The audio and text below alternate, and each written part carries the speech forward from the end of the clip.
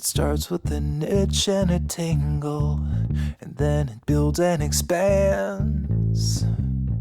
And suddenly, all at once, my legs won't let me stand. I scratch till my fingers go numb. Hello listeners, and welcome to this episode of Suicide Sucks. So where are we today? We are back in Penistone, because you may know that I've moved to Barnsley now. But we're back in Penistone and we're just off the showground, and it is another scorching hot day. So we have had to keep the camper van door open because we would sweat. Well, we'd just lose weight if we didn't. So yeah, there might be a bit of noise from the car park. But yeah, a lovely day, nice big green open space, sun is shining, blue sky, and yeah, it's really nice. And in the camper van today, I have got Jacqui. Welcome, Jacqui. Thank you. And a little bit of background about Jacqui. At just 11 years old, she developed an eating disorder after her dad was diagnosed with leukemia. And it became really a silent way of punishing herself, a twisted attempt to suffer more than he did. For the next 30 years, she's battled with her body, mind, and at times her will to live. There's been suicide attempts and the painful realisation at one point that starving herself wouldn't help her live forever. So, Jacqui, we haven't got Ozzy with us today because it was too hot for him. So it's just me and Jacqui. But welcome to the pad. Jacqui has got a coffee. I think you are my first guest to have had a coffee. Coffee, black, no sugar. In the hottest day. On the hottest day. And I've just had a meal deal from Tesco. So I've actually got a smoothie for the first time. I've not got a cup of tea, which feels wrong. How rock and roll we are. Exactly. Yeah. Oh, we need to do an evening one with the G&T. We really do. Oh my God, my mind's whirring. That'd be great. Perfect. So I'm going to start with that old question that I use every time. Can you tell us, Jacqui, about one of or more of your darkest days? Okay. So one of my darkest days was a Boxing Day. House full of family, house full of noise. There'd been quite a lot of build-up before it because obviously my dad had no immune system and we were filling the house with people. So there was quite a lot of stress building up to it if anyone was to come in with a cold and all that sort of stuff. So, I mean, I suppose if I can say the day that they told me that my dad had got leukemia, I think that was my last day as a child. Not that they expected me to be anything other than a child, but I felt that I had to be better in a way. And how old were you? 11. Ah, yes, 11. I think I mentioned that. Yeah, yes. So there was a constant fight with myself to not be childish. And to just try and help where possible. On this particular day, it was just chaos in the house. I couldn't get into the kitchen to help my mum. Dad was trying to keep out of the way. The TV was on at full blast and I just could not get out of the noise. And the only thing I could think of doing was just going and locking myself in my bedroom. So I went and locked myself in the bedroom, but the noise didn't get any less, and I think that I could not shut that noise out. It just came with me, and that was probably my first time that I thought I can't get through this. I can't be that better person that I need to be, and if I can't do that, then I'm no use to them. And that was, yeah, a long time ago. Gosh, yes. There have been a few since. I think sort of like from up to the age of 11, I was a child. I then left home in my early 20s, moved down to London because I thought there's no way I'm ever going to leave home if I don't actually physically move away. Right. Which wasn't a very popular decision with the rest of the family. Mum and Dad were fine. Brother couldn't care less. Yeah, that's brothers for you. But yeah, I think and they were probably right, aunts and uncles and what have you, that thought that I was running away. But to me, it was the only way that I could try and transition properly to an adult. And to look after me as opposed to just surviving for other people, which is what I felt to be doing up until my 20s. Right, so tell us a bit more about that in terms of, you know, being an 11-year-old and then your teen years. I'm just going to shut the door It's a bit. fine. And your teen years where, you know, you probably felt like you didn't have a childhood because of what was happening. What was life like in that environment? Life was, well, I kind of retreated into myself at school. Hated school. Felt that school hated me. I was constantly bullied because I retreated into myself and I was very quiet. It was a member of my family that was bullied me the worst. So therefore I felt that I couldn't tell anybody. Yeah. And there was physical bullying and the usual sort of name calling and what have you. Obviously I got thinner and thinner as my quest progressed. And my games teacher at the time came up with a nickname Jampasty for me, which was really strange. Something I'll never forget. Where it came from, I don't know. But yeah, she obviously was the adult. I was a child, not very good at sports, and in PE was given a nickname by my teacher. So I think I find those years difficult to talk about, not because they were particularly difficult, but because I've blocked them out. Yeah. I went to school, I bunked off a lot, started smoking early, started drinking early, and basically, yeah, I think I just happened, really, until I got my first job at the age of 16. Right. Left school as soon as I could. And during that time at school, though, was anybody aware of, you know, obviously if you are, you know, you're getting thinner for a start, did anybody seem to be aware or talk to you about it, or? No, there was absolutely nothing.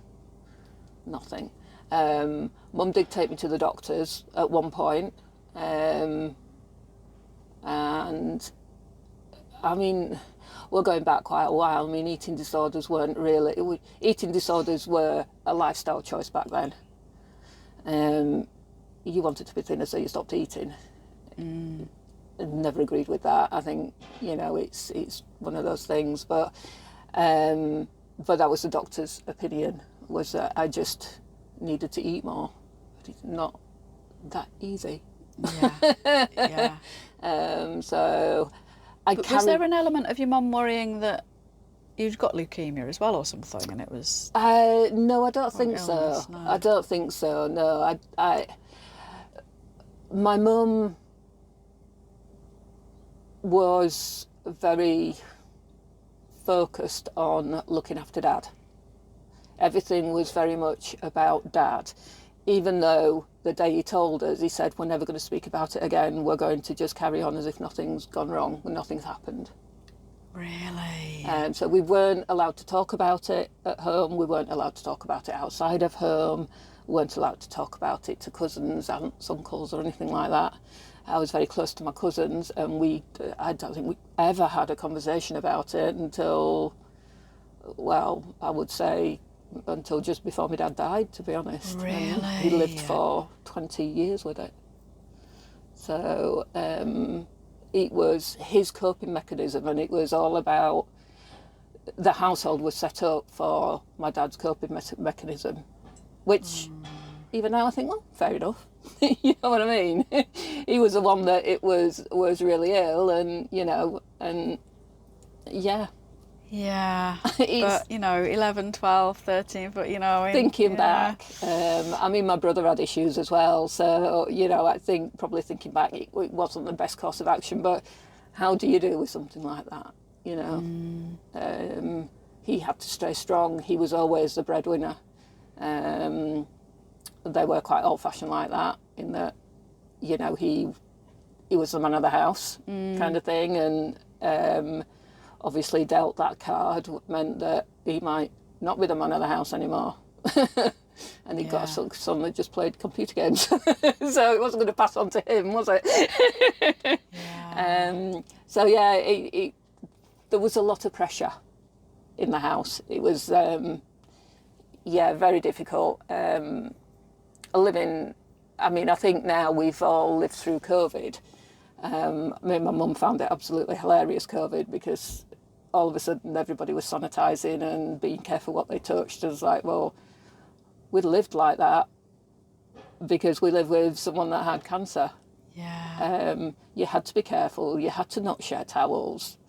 And that was just our way of life. And then all of a sudden it's introduced about 30 years later into the pandemic. Like, yeah, we know what we're doing. How bizarre. So yeah, it was very strange. Yeah, I bet. So you said when you were 20, you went to London. Yeah. And you mentioned that some family members might have seen it as running away. Yeah. Were there elements of that? I mean, you I wouldn't think blame probably. you. I think probably. I just don't think that I couldn't see myself leaving home and living locally. I felt the only way that I could do it was actually by moving away. Having an actual reason. I'd got a job. So I didn't just get on the train and move to London and then get a job. Yeah, I got a job you. and then I moved away. So I had, I had a purpose to actually, Yes, you had a reason, yeah. I had a reason to go. Yes, it was a self-created reason, but without it, I think, you don't know how things would have turned out, do you? And so did you still have an eating disorder at this time? Yeah. So that obviously went with you. Yeah. How did you deal with that in a new place, a new job? Oh, I was living life. It was easier. I had no one watching me. Yeah. I could exercise relentlessly and live on polos and water. Yeah, it was, yeah. It was, I probably shouldn't say it like that, but yeah, no, it just made things, it makes it so much easier if you're not being overlooked all the time. Yeah. You're given that permanent, you're doing something wrong, you're doing something wrong, you're doing something wrong. Even though in your mind you know you're doing something wrong, it's, But I mean, could you still function? Because obviously if you've not got that calorie intake and things, you I was tired, but no, I did. I functioned on very little. When I'd started working down in London and I'd moved into my flat, I bought a flat when I moved down to London, and I did some dancing and sort of went down the whole drugs route and what have you, which then made it a lot easier to lose weight so that I could take in more calories. But yeah. And what kind of drugs are we talking? Cocaine. Right. Yeah. Didn't do it for very long. Luckily met some people in the club where I was working, and ended up going for an interview and getting a job in investment banking, believe it or not. I actually met my old boss in a dodgy club. Wow. Yeah, and I had I mean, it was amazing. I had a really, really, really good job for a long time until I ended up having to move back up home. But yeah, Right. so yeah. So were there, obviously, did there come an end to your eating disorder, or No. is it something, because I know that it's often something that you still live with every day? No, I mean, if I'm honest with myself, I still have it. But I'm aware of the damage that it has done to my body over the years. Some of that damage is irreparable. I'm not going to get that back. Such as? Well, I mean, I'm past the age now, but I can't have children. Right. And that's as a direct... Yeah. There is a lot of muscle damage, joint damage, and what have you. There's stuff that will never go right. Wow. Yeah. See, that's, because people don't talk about these things, Yeah. I wasn't aware of that. I wasn't aware that... I mean, at my lightest, I've always been quite tall. And when I was 18, I was 6 stone. And my dad carried me upstairs. Gosh. Yeah, that was a sort of like, that was when I had a nervous breakdown. That was when I had the breakdown. Right, okay. So tell us a bit about that then. What? That was another really, really dark day, surrounded by... I don't seem to be able to cope with... And I've never been good in areas where there are lots of people and lots of noise. I need to be able to escape. And I think it was a party. It was while I was at Lloyd's Bank, and it was a party. And we were just at the sit-down meal, but it was really loud, and just couldn't get away. And there was a lot of pressure because people hadn't actually seen me eat anything. So then, of course, I'm at a dining table with the people that I work with. Yeah. And someone put something down. I can't even remember what it was. They put the starter down in front of me, and the guy sat next to me said, "Are you going to eat that?" And I looked at him and I went, "Well, I'll try." He said, "No, you've got to eat it. So it's going to be really embarrassing if you don't finish your meal."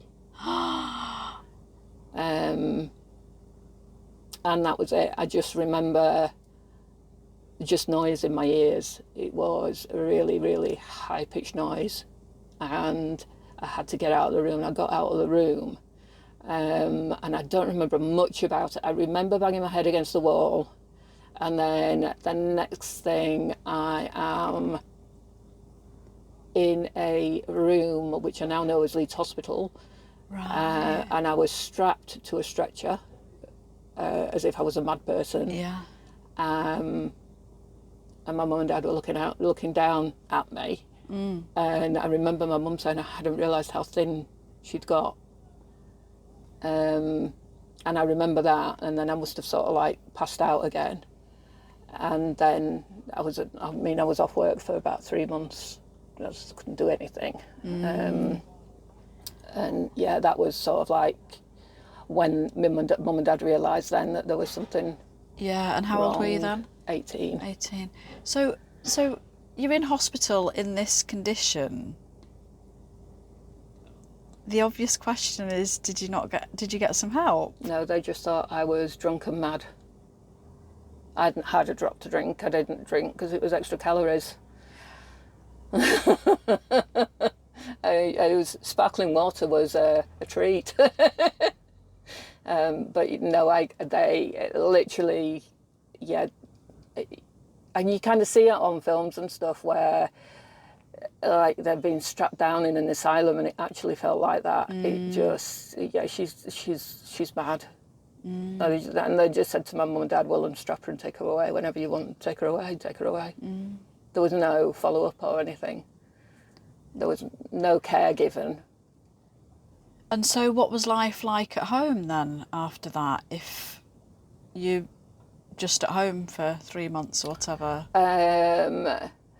Mum took me to the doctors, and I got a therapist. The therapist used to come out to me and talk to me. She was lovely, and she tried to help me, and she helped me understand a little bit more about what had been going on.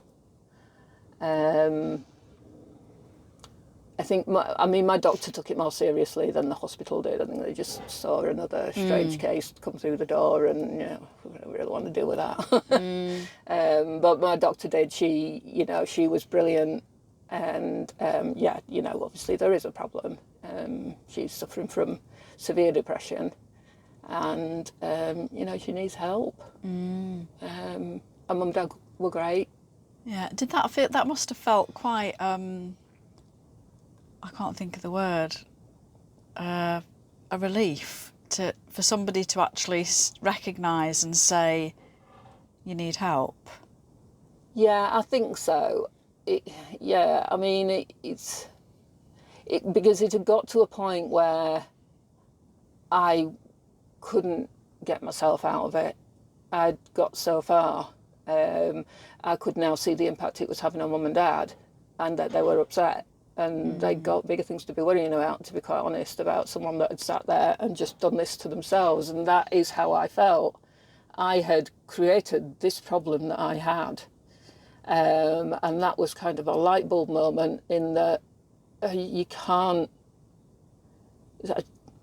irrelevant to what I'm doing to myself, I can't do this to the two lovely people that have brought me into the world, that have done their very, very best. And that's guilt. I still have to do it. It will take me to the grave, will that guilt?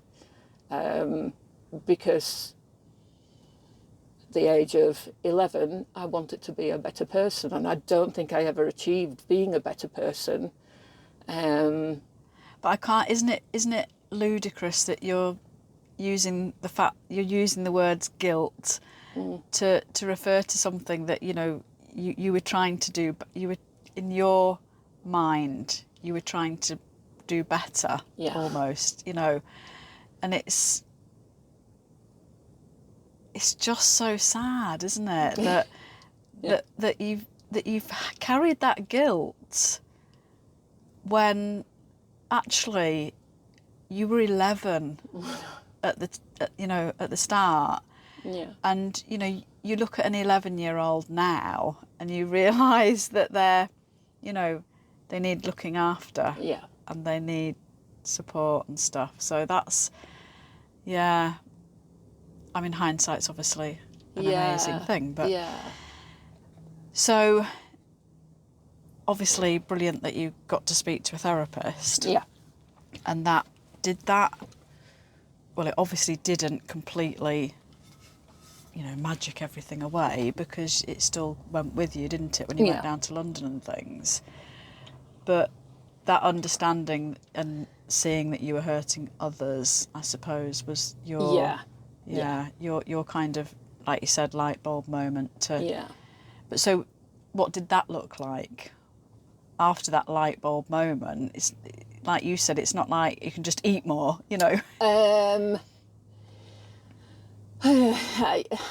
don't know, really. I mean,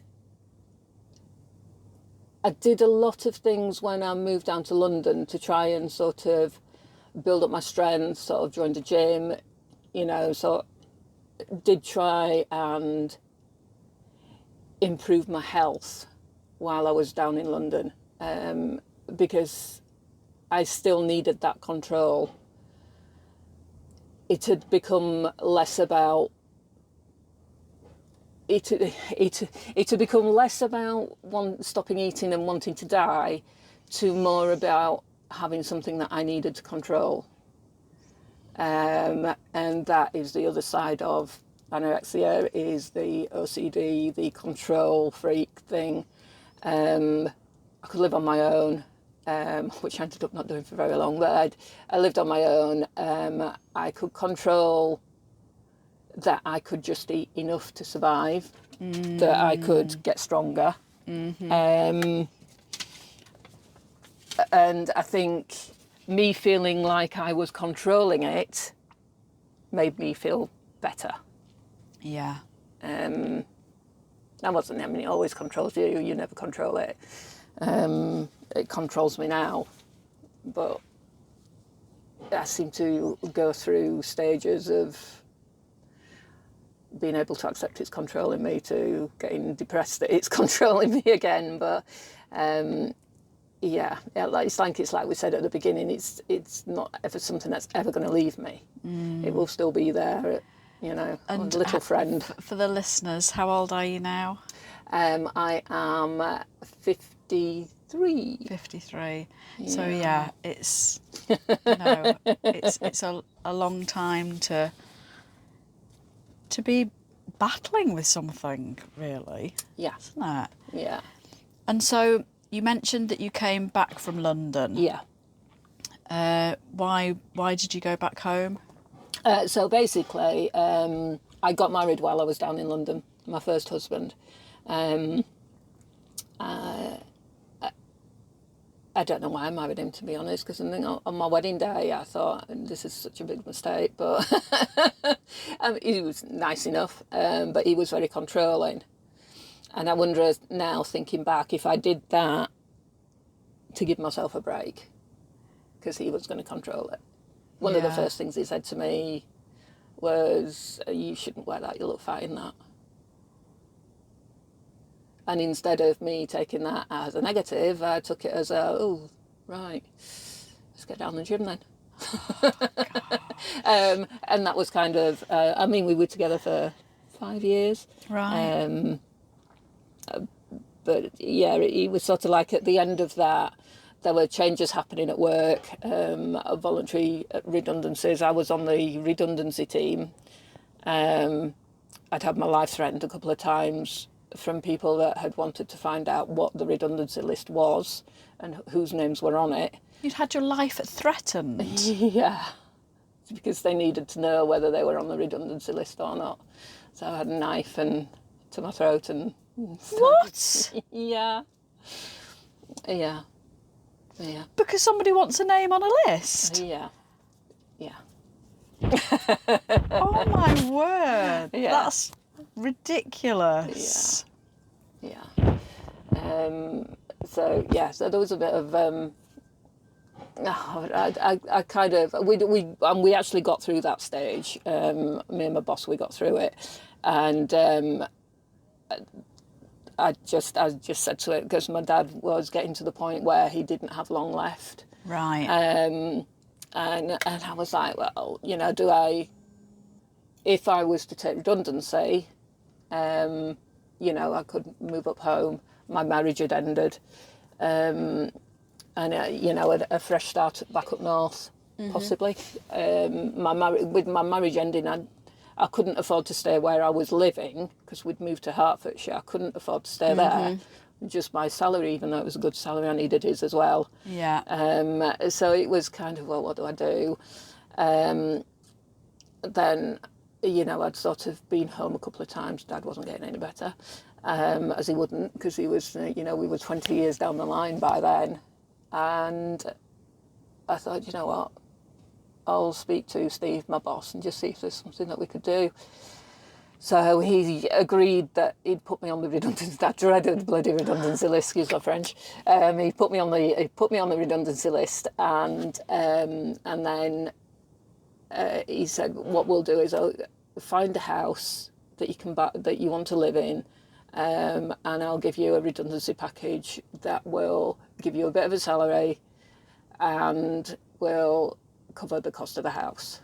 Right. So he said, so you don't have to worry about anything, because he knew that I'd been going through things, you know, with my separation and what have you. So, yeah, they helped me start again up north and be there, basically.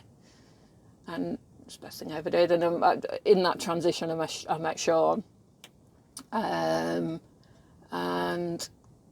yeah, I think I am now, because of Sean, that version of that person that I always wanted to be. You know, I can't. Oh, that's wonderful.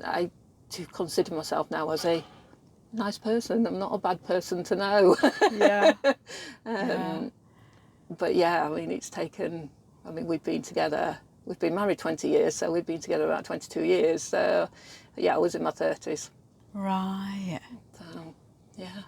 That's. I mean, you know, it's so important in any healing, isn't it, to learn to love ourselves, and it's often the catalyst for things improving. You know, it's Yeah. it is quite cheesy phrase, but it is important. It is. It is.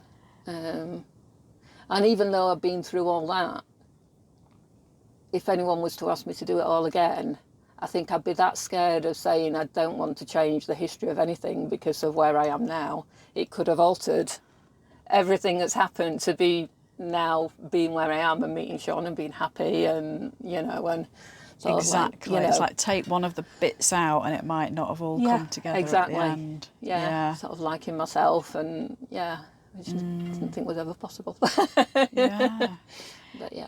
And so just to go back a bit, you had therapy for a period of time. Yeah. Did you have anything after that? Have you done anything else that you'd consider that has helped you through your eating disorder? I have tried various different things, but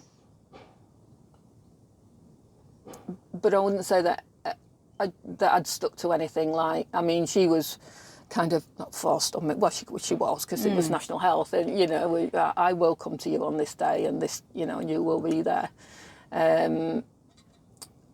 I've tried to talk to people privately since, you know, on my own, and it's, you know, like, no, just not really. No. But I think it's one of those things that unless you're forced to seek help for it, you don't, because you're always going to enjoy that element of control that you have. So that kind of stops you finding help, because then you're saying that you don't want it to control you anymore, and yeah, it's weird. Yeah, you can go around in circles, can't Yeah. you? But so how do you control it now? Obviously, from when you were 11, and then, you know, it's always been with you. You know, it's quite different when you're an adult. Yeah. You know, so how do you control that? Do your friends know? Do your family know? How do you? No. No. I think probably the only person that, well, I think my mum probably suspects at the moment that I've got issues. And I think probably Sean does, but he doesn't know how. I don't think he would know how to deal with it, and I wouldn't want him to even try. You know what I mean?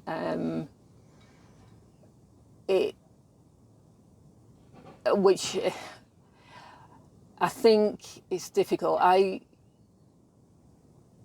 controlling it now because I don't want the people that I love to have to deal with it. So I'm eating healthily. I'm not eating too much. I know how much to eat before I feel that I have to go and be sick, so I don't get to that point. Right. I'm very careful in what I do eat so that it doesn't taste too fatty, which will make me then want to be sick. So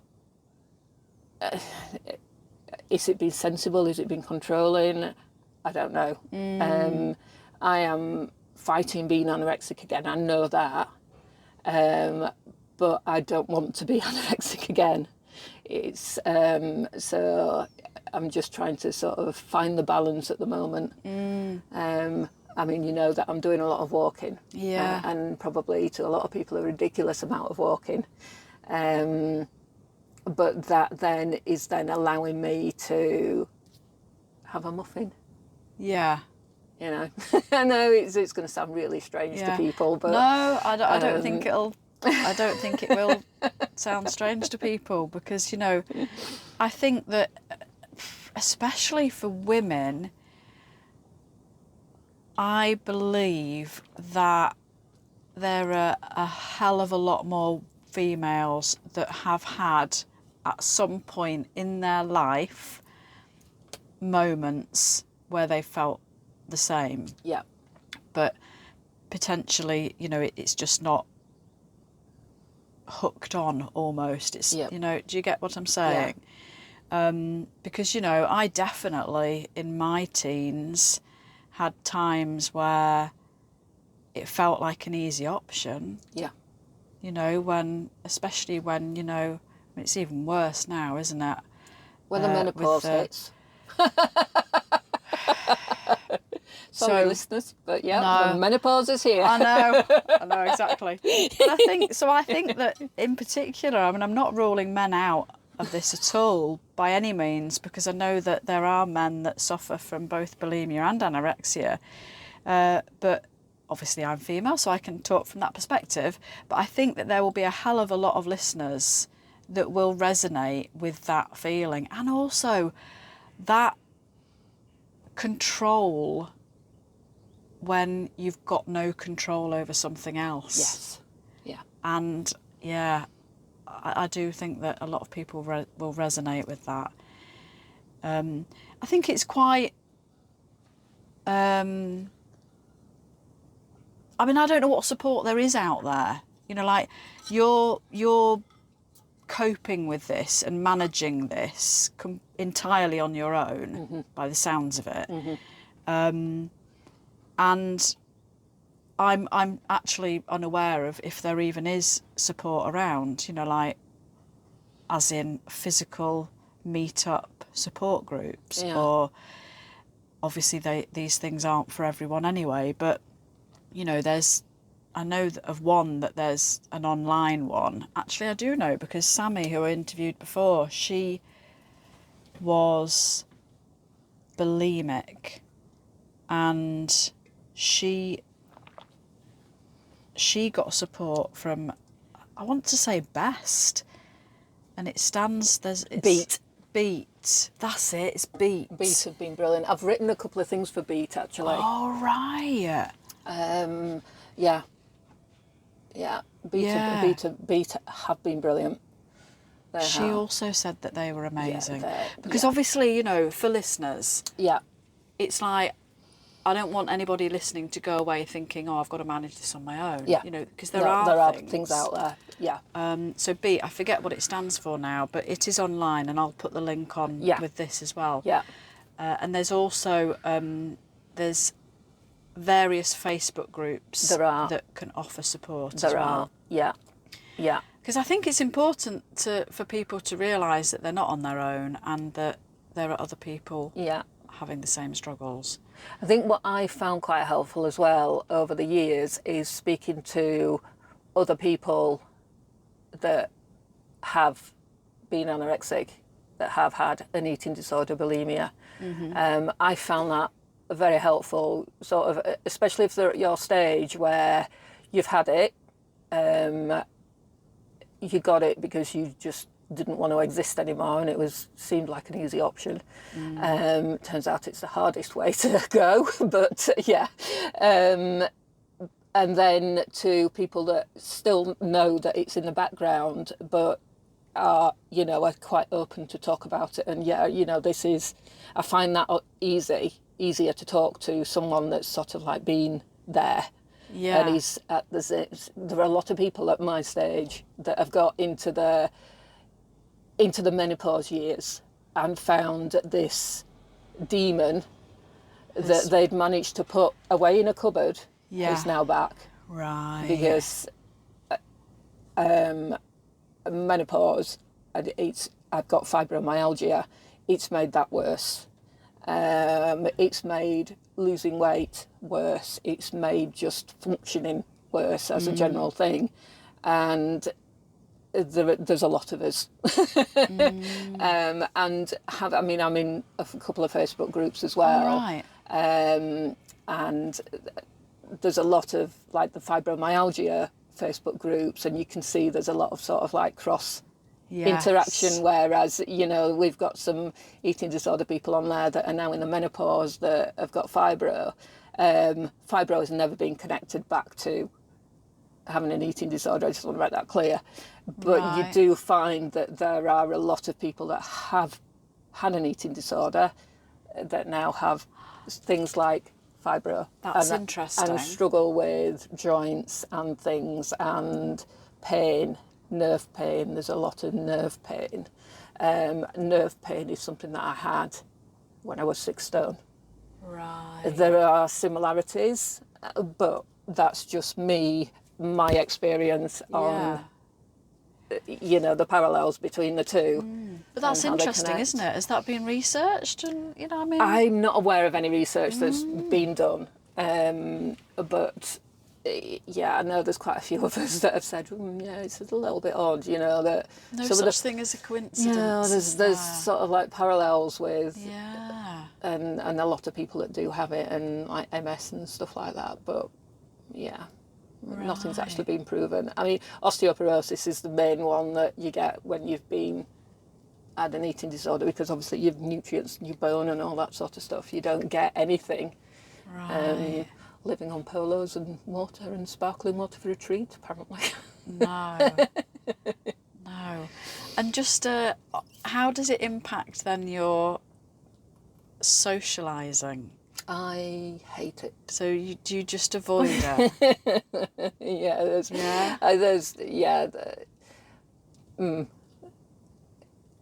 I try not to. I mean, it's a terrible month for me this month, because I've had a good friend get married, so we were at a wedding reception the other night, right? Which both me and Sean were not in the mood for, and we tried to sort of like we were sort of kept out of it a little bit, but. And then but so how did you cope with that then? Was there a meal then? No, there wasn't. There wasn't a sit-down meal? No, there was a buffet, which we didn't go anywhere near. Oh, okay. We ate before we went. Right. I mean, and to a certain extent, I think Sean sort of, is very similar in that sort of not loving that kind of environment. Yeah. I find it quite false. And I find myself being very false in situations like that. So it's like when we walked in there, the bride was there. I said hello to the bride. And then we went and sat in a corner, in a quiet corner, and just like, shall we look at holidays then? Yeah, okay. Oh, excellent. And then we did. We sort of like moved to where there was more people and what have you. But we left really early. Yeah. And just sort of like snuck out. There was no big bye. Yeah. And and just like, so, because it just intrigues me, So you kind of avoid, you obviously, I'm assuming, don't go out for meals with mates or have people around for meals or anything, but... No. But so what's it like just with you and Sean? A nightmare. Oh. We're like children. My mum's just been on holiday. Yeah. And my mum's the cook. My mum makes sure we both eat. Really sad, I know, we're in our 50s. But we let her have a holiday now and again. And when we do that, it's beans on toast, Sean. Bowl of cereal, Sean. Yeah. Yeah, there's no 3-course meal. No. But I don't think it's anything to do with, I think we just can't be bothered. Oh, right, okay. So it's not necessarily to do with not wanting to eat. No. It's just laziness. Basically, yeah. No, right. I know. He bought sweet and sour for the last day from the co-op, and he microwaved that for me. That was nice. Yeah, that was a treat. Yeah. I think it's really interesting having somebody on the podcast that from the age of 11 to 53, because the lady I interviewed before, she thinks she was 23, 24, and that's like, it's still quite new and still very sore almost. I mean, you know what I mean? I mean, it's obviously still sore for you because it is like, I mean, is it classed as a disease? Mental disorder. Mental disorder. Because it does kind of feel Because it's not like there's a magic tablet you can take, is there, No. to get rid of it or anything? Which is weird, because that's the first thing they do. Yeah. They put you on antidepressants. So I think I was 14 and they put me on Prozac. Wow. I mean, I'd like to think they wouldn't do that these days. I don't think they would these days.